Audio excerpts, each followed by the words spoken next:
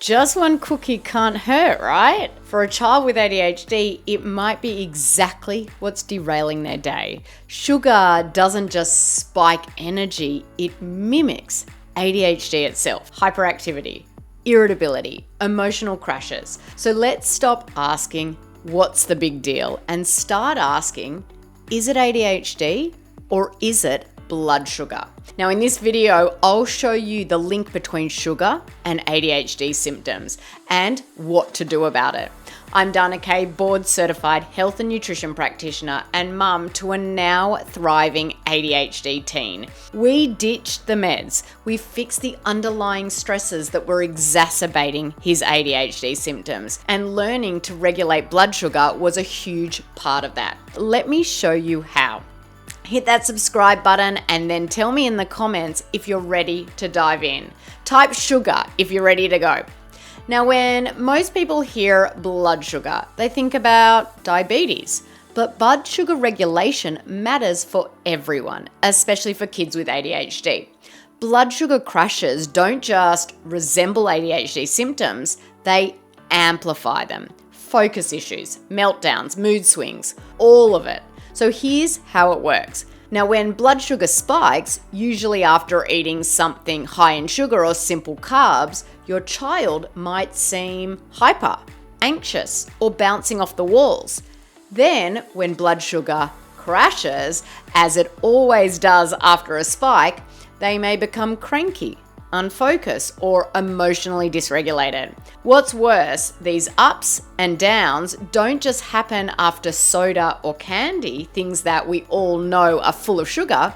Even so-called healthy options like yogurt, fruit juice, or granola bars can cause dramatic swings in blood sugar if they're packed with hidden sugars. Researchers have been studying the connection between sugar and ADHD for quite some time, and the findings are really interesting.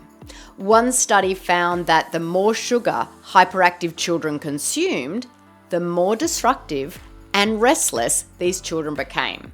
Another study showed a clear correlation between ADHD behaviors and children who drank sugar-sweetened beverages. And it really does make a lot of sense if you think about how sugar works in the brain. Sugar triggers a dopamine surge, our brain's feel-good chemical. But here is the problem. The more sugar your child consumes, the fewer dopamine receptors the brain keeps, which means more sugar is needed to feel normal. Cravings increase and then dopamine drops. This is the exact neurological loop tied to ADHD and why sugar is so addictive for our kids. Hope this is making sense so far. Let me know in the comments if it is, or if you have any questions, pop them in there as well. So when people think of sugar and ADHD, they often imagine candy bars and soda causing a short burst of hyperactivity. But the real story is more complex. It's not just about sugar itself, it's about how different carbohydrates affect your child's blood sugar, and in turn, their focus, mood, and behavior. Carbohydrates come in two major forms: simple carbs and complex carbs. Simple carbs are quickly digested and absorbed, and these things are like candy and white bread, sugary cereals, soda and juice, processed snack foods. These foods spike blood sugar rapidly, which triggers a flood of energy, followed by a crash. And that crash leads to the sluggishness, irritability, brain fog, and mood swings that mimic or worsen ADHD behaviors. Complex carbs, on the other hand, break down more slowly. They're found in vegetables, beans and legumes, whole grains, nuts, and seeds. And these carbs provide steady energy, helping children with ADHD stay more regulated, more focused, and calm throughout the day. So you want to work toward getting your child to eat more complex carbs and less simple carbs. Now, you might be wondering, how much sugar is okay for your child with ADHD? I'd love to hear your guesses on this in the comments. How much sugar do you guys think is recommended for kids? I'll give you one hint. The answer is probably less than you think. Have you added your guesses? Okay, go ahead and pop it in the comments. Now, according to the American Heart Association, kids should have no more than 25 grams, which is about 6 teaspoons of added sugar per day. But for kids with ADHD who are more sensitive to sugar's effects, even that can be too much. In our practice, we recommend no more than 12 grams or 3 teaspoons of added sugar per day for kids with ADHD. Why? Because even small amounts of added sugar can disrupt blood sugar stability, which in turn triggers or worsens the classic ADHD symptoms of hyperactivity, impulsivity, irritability, and difficulty focusing. Now, this is often harder than it first seems, because even if you're not giving your child candy or soda, they might still be getting way more sugar than you realize, even in foods marketed as healthy. So for instance, yogurt, even dairy-free healthy brands, can sometimes have up to 13 grams of added sugar in just 5 ounces. Ketchup, it can have 4 grams of added sugar in 1 tablespoon. Barbecue sauce can have a whopping 16 grams in just 2 tablespoons. Wow.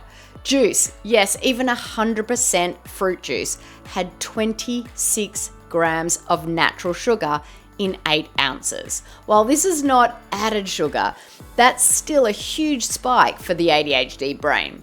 And soda, or pop as some of you may say, it ranges from 39 to 61 grams of added sugar per can. Crazy!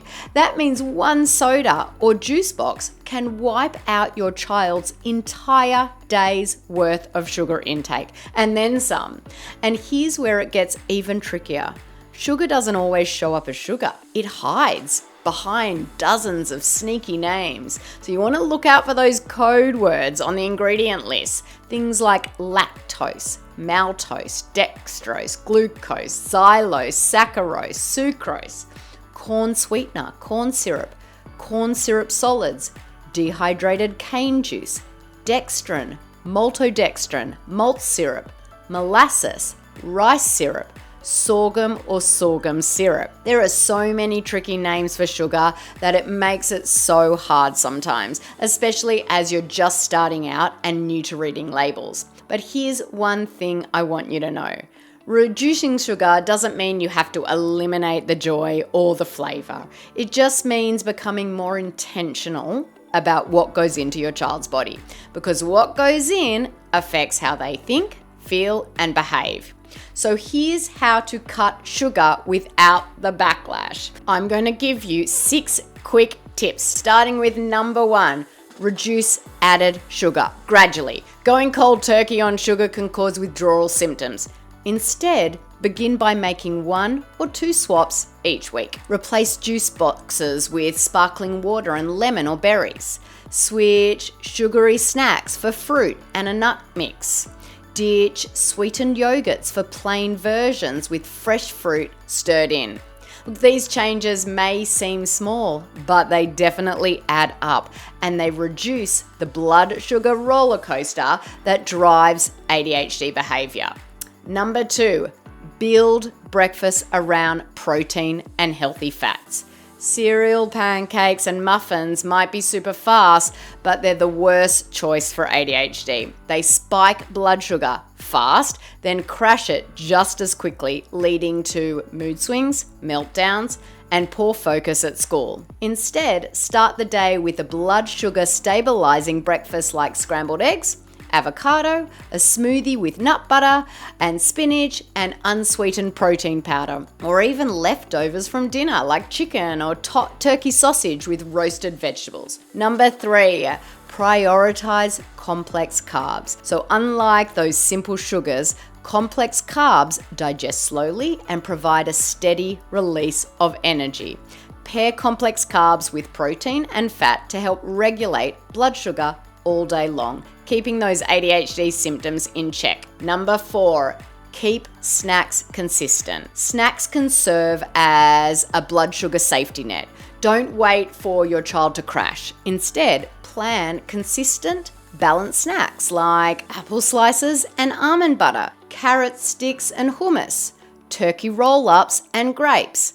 This helps prevent emotional outbursts and supports executive function and focus between meals. Now, are you still trekking with me so far? Let me know in the comments if you've got any questions at all. Tip number 5, make smart swaps for school lunches.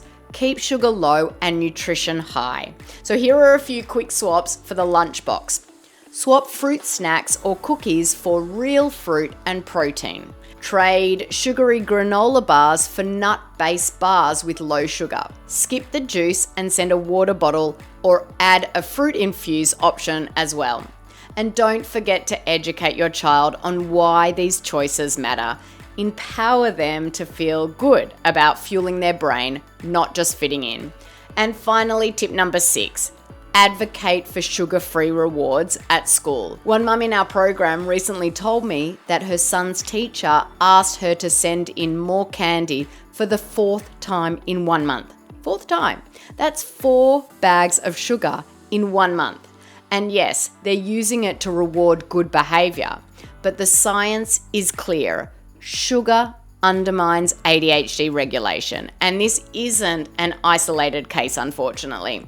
Across classrooms from preschool to middle school, sugar is still one of the most common behavioral rewards used by teachers. I want to hear from you guys listening in.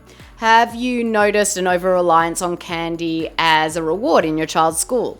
Type candy in the comments if you've seen this firsthand as well. Now, this is not about blaming teachers. Most educators have the best intention, and often candy is a quick, easy, and budget-friendly way to offer reinforcement. But when it comes to kids with ADHD, this approach can definitely backfire.